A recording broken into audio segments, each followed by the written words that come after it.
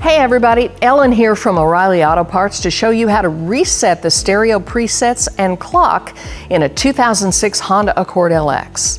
Procedures will be similar for most Accord models from 2003 to 2007, as well as a number of other Honda and Acura models from these years, but be sure to know the specifics for your vehicle before getting started.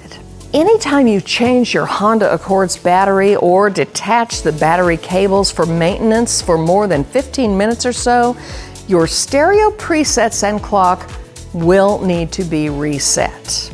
If you have your car's Honda ID card, usually located in the booklet with your owner's manual, there is a 5-digit code you'll use in the reset procedure.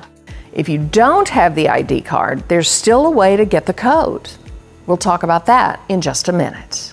Start by making sure the car is in park and turn the key to the on position without starting it. Press and hold the power button on the stereo until it reads code.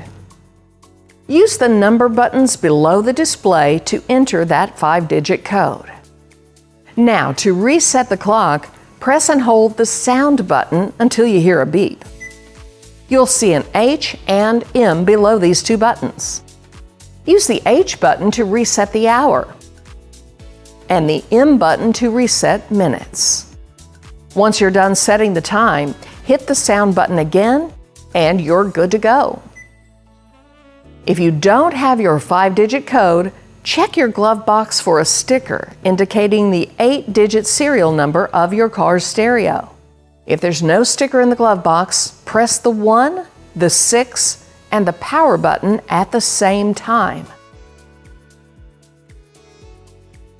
The stereo display will give you the 8-digit number, 4 digits at a time.